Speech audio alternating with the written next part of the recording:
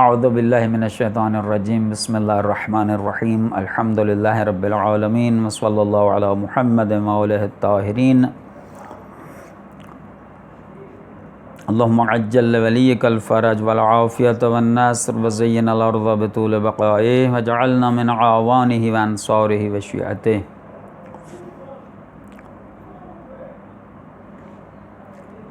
ناظرہ تلاوت کے قواعد حصہ دوم درس ہفتم۔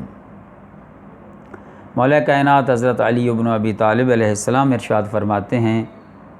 کہ جو شخص بھی قرآن کی پیروی کرتا ہے، قرآن اس کی ہدایت کرتا ہے، اس کی رہنمائی کرتا ہے۔ یقیناً قرآن کریم کتاب ہدایت ہے اور ھدی للناس ہے، ھدی للمسلمین ہے، ھدی للمؤمنین ہے اور ھدی للمتقین ہے۔ یقیناً تو سب سے پہلے اس کی تلاوت کو بہترین انداز میں عربی لہجے میں اس کی تلاوت کرنے کے لیے قواعد سیکھنا ضروری ہے۔ تو ناظرہ تلاوت کے قواعد ہم سیکھ رہے ہیں، اس کا 7واں درس ہے۔ پہلے والے درس میں ہم نے یہ اس سے قبل جو اس سے پہلے درس تھا، چھٹے درس میں بیان کیا تھا حروف شمسی اور حروف قمری کے بارے میں، اور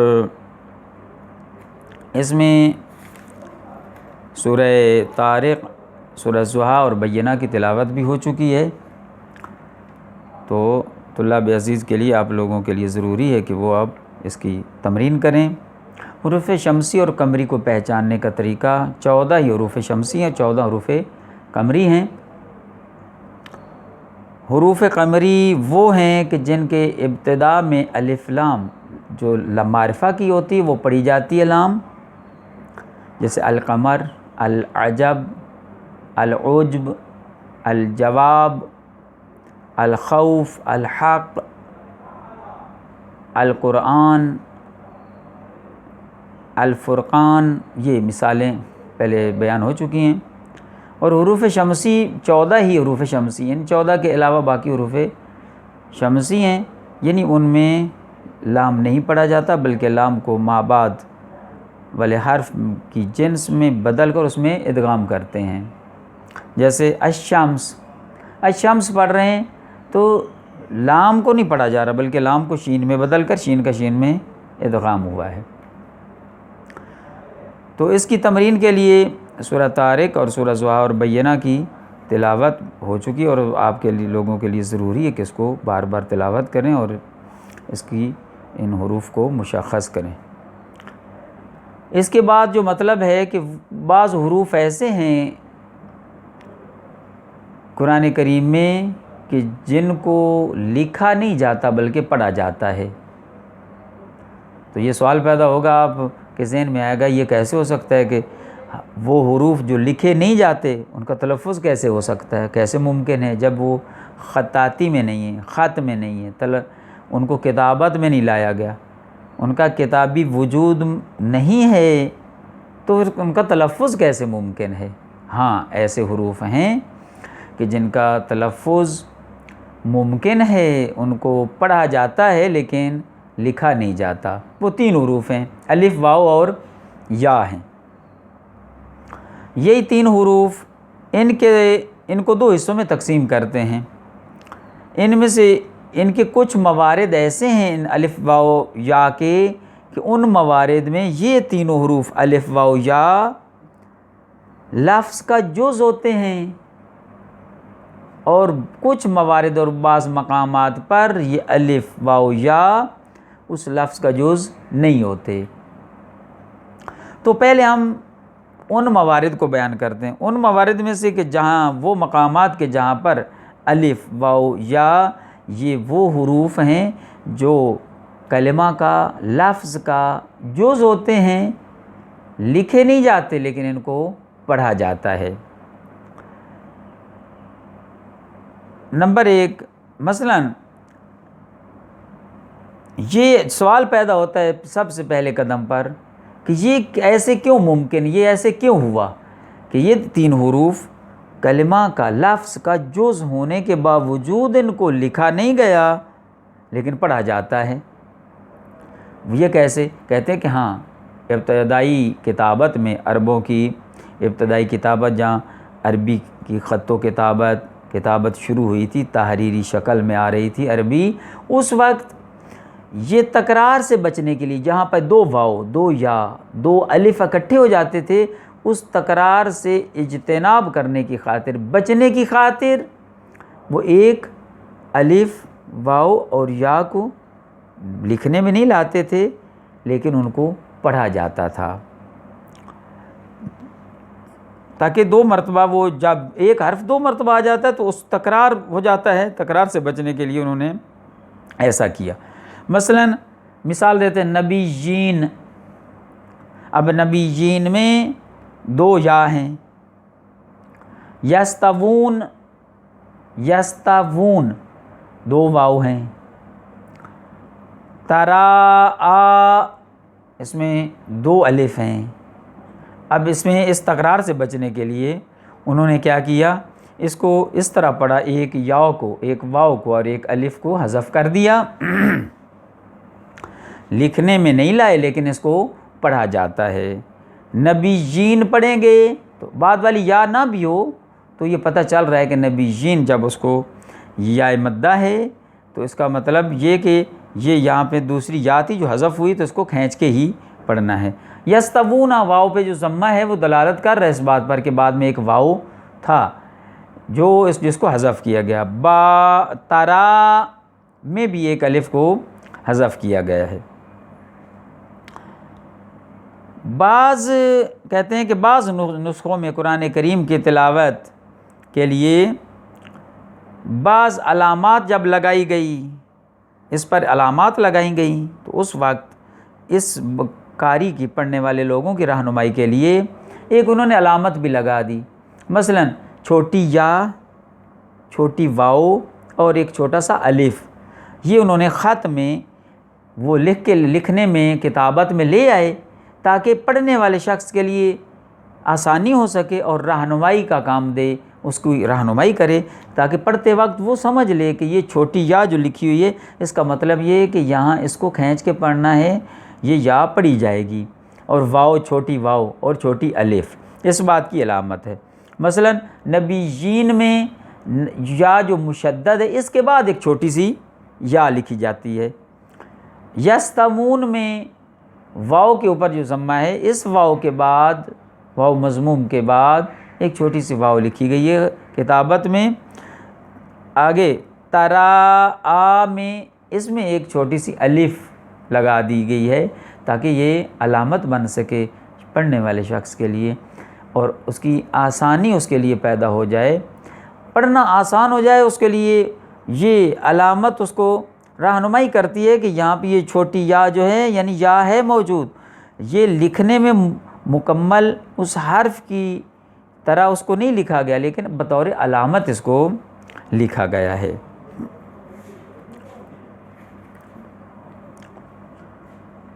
قرآن کریم کے بعض نسخوں میں اس چھوٹی، اس یا، واو اور الف پر ایک اور علامت لگائی گئی بعض نسخوں میں، مثلا یہاں وہاں پہ انہوں نے یا کو نہیں لکھا بلکہ کھڑی زیر کی صورت میں کھڑی زیر لکھ دی، الف کی جگہ پہ کھڑی زبر لکھ دی اور واو کی جگہ پہ الٹا پیش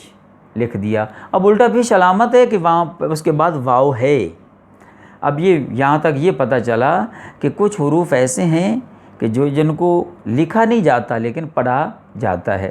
اب یہاں پہ یہ دیکھیں، جس الف کے، جس حرف کے اوپر کھڑی زبر ہو وہ علامت ہے کہ یہاں الف ہے، کھڑی زبر علامت اس الف کے وجود پر دلالت کر رہی ہے۔ چھوٹی سی واو الٹا پیش واو کے وجود پر، اور اس طرح کھڑی زیر یا کے وجود پر علامت اور دلیل ہے۔ مثلا وہی مثالیں نبیین میں اب یا کے نیچے کھڑی زیر لگا دی گئی ہے، اب پڑھتے وقت وہ لکھنے میں وہ یا نہیں ہے لیکن یہ کھڑی زیر یہ علامت ہے اس یا کے وجود پر کہ وہاں یہاں پر یا ہے۔ یستوون میں واو کے اوپر جو الٹا پیش ہے یہ دلالت کر رہا ہے کہ اس کے بعد واو ہے، واو کو پڑھا جائے گا۔ ترا میں کھڑی الف جو اس کے اوپر ہے، کھڑی زبر، یہ علامت ہے کہ یہاں پہ الف ہے، الف واو کا تلفظ کیا جائے گا، خطاطی میں نہیں ہے۔ دوسرا وہ مقامات کہ جہاں پر یہ الف واو الف یا یہ تین حروف قرآن کریم میں کچھ ایسے الفاظ ہیں کہ جن میں یہ حروف لکھے نہیں جاتے لیکن ان کا تلفظ کیا جاتا ہے، ان کو پڑھا جاتا ہے۔ اب دوسرا وہ مقام کہ جہاں پر یہ لفظ کا یہ حروف واو الف یا لفظ کا جز نہیں ہوتے لیکن اس کے باوجود پڑھا جاتا ہے ان کو۔ ایسی واو اور یا جو ہا ضمیر کے اشباہ کے نتیجے میں وجود میں آتے ہیں، مثلا دیکھیں ہا کے اوپر پیش ہے، ضمہ ہے تو اس کو کھینچ کے پڑھیں گے تو اس سے واو پیدا ہو جائے گی۔ اس ضمیر کے نیچے کسرہ ہے تو اس کو کھینچ کے پڑھیں گے تو اس سے یا پیدا ہو جائے گی۔ یہ واو اور یا جو ضمیر کو کھینچنے سے پیدا ہوتے ہیں، یہ وہ حروف ہیں جو کلمہ کا اس لفظ کا جز نہیں ہیں، جز نہیں ہے بلکہ اس کے اشباہ کی صورت میں اس کو جب کھینچ کے پڑھا، اشباہ اس ضمیر کو کھینچ کے پڑھا تو اس میں سے پیدا ہوئے ہیں۔ مثلا اس کی مثال دے رہے ہیں، بہی، لہو۔ اب بہی میں یہ جو یا آگے پیدا ہو رہی ہے اس یا ہی ضمیر کو کھینچنے سے اشباہ کے نتیجے میں آ رہی ہے، تو در حقیقت یہ یا جو ہے وہ اس کا تلفظ ہو رہا ہے لیکن وہ کلمہ کا لفظ کا جز نہیں ہے۔ اسی طرح لہو میں واو جو پڑھا جا رہا ہے اشباہ کے نتیجے میں، ہا ضمیر کے اشباہ کے نتیجے میں واو پیدا ہو رہا ہے تو وہ اس کا جز نہیں ہے۔ لہو یعنی لام اور ہا ہو ضمیر ہے، اس کے بعد یا اس کا جز نہیں ہے اس لفظ کا لیکن اس کو پڑھا جا رہا ہے۔ مثلا یہ جو ہا ضمیر ہوتی ہے، ہا ضمیر جو لفظ کے آخر میں آتی ہے، لفظ کے آخر میں جو ضمیر ہوتی ہے وہ مراد ہے، اور اس کا اردو میں معنی یہ اس کا معنی دیتی ہے، اور لہو اس کے لیے، فی یعنی اس میں، یہ اس چیز کا معنی دیتی ہے یہ ضمیر۔ اب ہا ضمیر اس صورت میں اشباہ ہوتی ہے کہ جب اس سے پہلے والا حرف متحرک ہو، اگر ساکن ہوگا تو پھر اس صورت میں اشباہ نہیں ہوگی۔ شرط ہے، پہلی شرط یہ ہے کہ ہا ضمیر کب اس کو اشباہ اور کھینچ کے پڑھیں گے تاکہ اس سے اگر پیش ہے تو واو کا تلفظ ہو، اگر اس کے نیچے ایک زیر ہے، کسرہ ہے تو یا کا تلفظ ہو۔ ایک پہلی شرط کیا ہے کہ وہ اس ضمیر سے پہلے والا حرف متحرک ہونا چاہیے، خود ساکن وہ نہ ہو، چونکہ ضمیر بھی متحرک ہے اور اس سے پہلے والا حرف بھی متحرک ہونا چاہیے۔ اس کی مثالیں مثلا بہی، لہو، مالوہو، اس کے اگر لکھیں گے، اگر اس کو واضح بیان کرنے کے لیے، سمجھانے کے لیے اگر دوبارہ اس کو خط میں لایا جائے تو بہی ہا کے بعد یا ہے، لکھنے میں نہیں آ رہی، جز بھی نہیں ہے لیکن سمجھانے کے لیے، لہو مالوہو، واو آ گئی ہے، اس بہی کے بعد یا ہے، لہو میں واو ہے، مالوہو میں بھی واو ہے، یعنی یہ پڑھنے میں آئے گا۔ یہ وہ مقامات ہیں کہ واو اور یا لفظ کا جز بھی نہیں ہے لیکن جب جز نہیں ہے تو ان کا وجود نہیں ہے، کتابت میں نہیں آئیں گے، وہ جب کتابت میں نہیں آئیں گے تو اس کے باوجود ان کا تلفظ کیا جائے گا۔ تو اس کے بعد انشاءاللہ کچھ اسی ہا ضمیر کے متعلق جو مطلب ہے وہ انشاءاللہ بعد میں بیان کریں گے۔ تبرکاً سورہ عبس کی چند آیات پڑھتے ہیں تاکہ اس ہا ضمیر کے جو اشباہ کے موارد ہیں اور جہاں ضمیر اشباہ نہیں ہوتی وہ مشخص ہو جائیں۔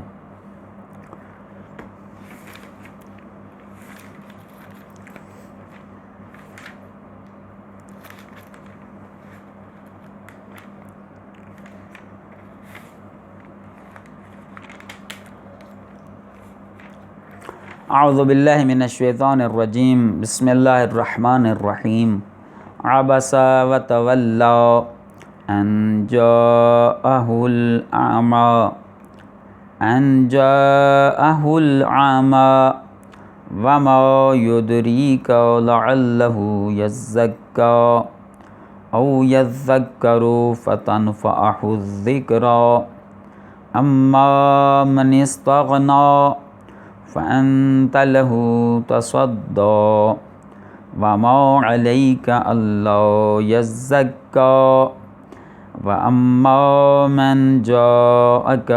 يَسْعَىٰ وَهُوَ يَخْشَىٰ فَأَنْتَ عَنْهُ تَلَهَّىٰ كَلَّا إِنَّهَا تَذْكِرَةٌ فَمَنْ شَاءَ ذَكَرَهُ فِي صُحُفٍ مُكَرَّمَةٍ مَرْفُوعَةٍ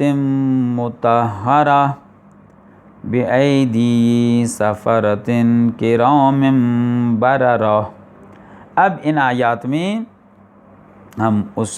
ہے ضمیر جو اشباع ہوتی ہے اس کے موارد کو دیکھیں گے۔ جو شرائط پائی جاتی تھی، پہلی یہ کہ وہ اس سے پہلے والا حرف متحرک ہو، اگر ساکن ہوگا، مثلا انہو میں ہو ضمیر ہے لیکن اس سے پہلے والا ساکن ہے تو یہ اشباع نہیں ہوگی۔ تو ذکرہ یہ اشباع ہو رہی ہے،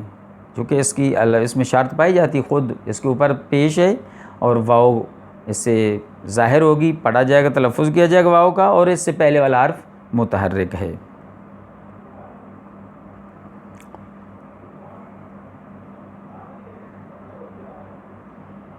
اس کے بعد ہے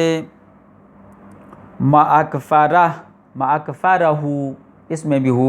اشباع ہوگی، اور باقی انشاءاللہ قرآن کریم کی سورہ عبس کی تلاوت بعد والے درس میں کریں گے۔ تو آج کا درس جو ہے انشاءاللہ یہ مکمل ہوا۔ صلی اللہ علی محمد و آلہ الطاہرین۔